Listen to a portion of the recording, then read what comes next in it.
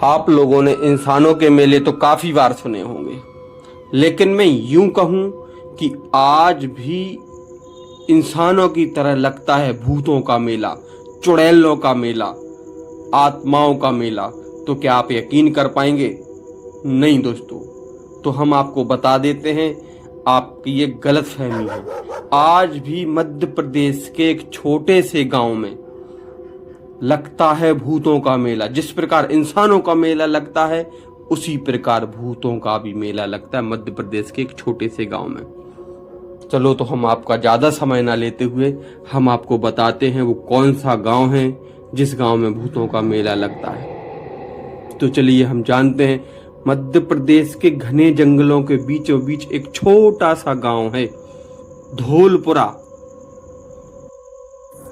इस गांव में काफी साल पहले एक अजीब और गजीब घटना होती थी। गांव वाले कहते थे कि पूर्णिमा, कार्तिक माह की पूर्णिमा की रात वहां भूतों का मेला लगता था। यह बात सुनने में जितनी डरावनी है उतनी ही रहस्यमय है। गांव के लोग उस रात घरों से बाहर नहीं निकलते थे, दरवाजे खिड़कियां बंद कर लेते थे। इतना भय था उस मेले का। अब जहां सपोज मानो भूतों का मेला लग रहा हो, एक भूत सुनने में तो आदमी के रोंगटे खड़े हो जाते थे, लेकिन जब ये सुनने को मिले कि भूतों का मेला ही लगता है तो इंसान की तो पूंगी ही बच जाएगी। उस गांव के सभी लोग डर के मारे अपने अपने घरों में छुप जाते थे। और घरों में पहले लाइट तो चलती नहीं थी, तो अपने अपने गांव में दीपक जला देते थे। उस रात दीपक पूरी रात जलता था घरों में इंसानों के, क्योंकि इतना भय था, इतना डर था उस मेले का। आदमी ये सोचते थे काश ये कार्तिक पूर्णिमा ना आए, लेकिन कार्तिक पूर्णिमा तो आएगी। जिस कारण से गांव वालों में इतनी दहशत थी, गांव वाले दिए जला लेते थे। उस रात सारे दिन दिए जलते थे गांव में, अपने अपने घरों में। यहां गांव वाले दिए जला लेते। जैसे ही शाम होती थी, रात होती थी, रात के 12 बजे के बाद दूर गांव में, गांव से दूर जंगल में ढोल नगाड़ों की आवाज, हंसी ठिठोलों की आवाज, तरह तरह की रोशनी दिखाई देती थी, जैसे सच में मेला लगा हो। उस गांव में एक अर्जुन नाम का लड़का रहता था। वो सोचता था कि गांव वाले ये सब लोग कार्तिक पूर्णिमा को घर के अंदर हो जाते हैं, दूर कहीं ढोल नगाड़े की आवाज आती है, लाइट की आवाज आती है, तो हो सकता है कुछ शादी जश्न भी होता होगा। हम लोग तो बाहर जाते नहीं। तो उसने उस रात तय किया कि अब जब भी कार्तिक पूर्णिमा आएगी, हम इस रहस्य का पर्दाफाश करके रहेंगे। उस अर्जुन नाम के लड़के ने ये सोचा।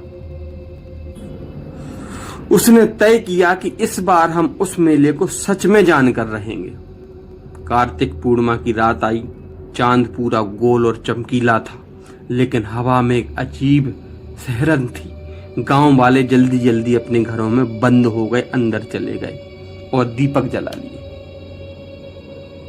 जब गांव वाले सब लोग घर के अंदर चले गए तो अर्जुन नाम का लड़का बाहर निकला और जंगल की ओर गया।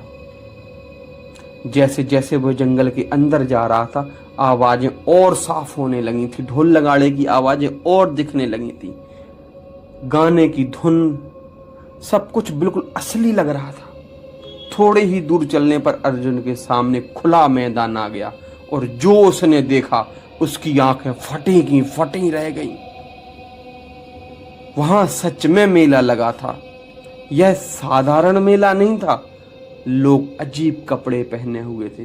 कोई पुराने जमाने के सैनिक थे, रानियां थीं, साधु थे, किसी के हाथ कटे थे, किसी कोई लूले थे, किसी का सर उल्टा था, किसी का पैर उल्टे थे।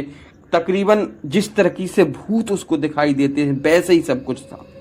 मिठाइयां लगी हुई हैं, कहीं मांस बिक रहा है, कहीं कोई कुछ कर रहा है। पूरा डर का माहौल था, डर का मेला था। अर्जुन यह देखकर बहुत तरीके से डर गया और वहीं खड़ा का खड़ा रह गया। तभी एक बूढ़ा आदमी उसके पास आया और उसकी आंखें धसी हुई थी, आवाज भारी थी उस बूढ़े आदमी की। उसने कहा, तू इंसान है, यहाँ क्या कर रहा है? अर्जुन हकलाते हुए डर के मारे बोला, मैं बस देखने आया। बूढ़ा हल्का सा मुस्कुराया, बेटा यह भूतों का मेला है, यहाँ सिर्फ वे ही आते हैं जो दुनिया से मर चुके हैं। अर्जुन के पैरों तले से जमीन खिसक गई। चारों ओर सन्नाटा नजर आ रहा था। उसको कुछ दिखाई नहीं पड़ रहा था, कुछ सूझ नहीं रहा था कि अब आखिर वो क्या करे।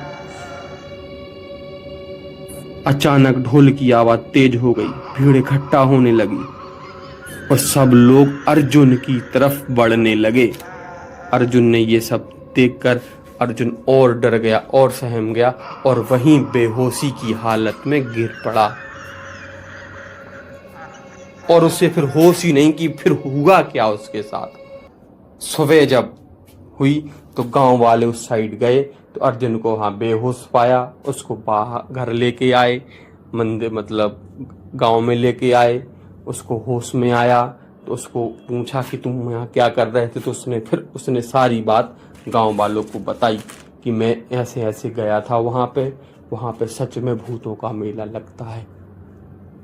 तब से लेके आज तक गांव वाले कार्तिक पूर्णिमा को अपने घरों से बाहर नहीं निकला करते थे और कई लोग तो गांव छोड़ के भाग भी गए थे।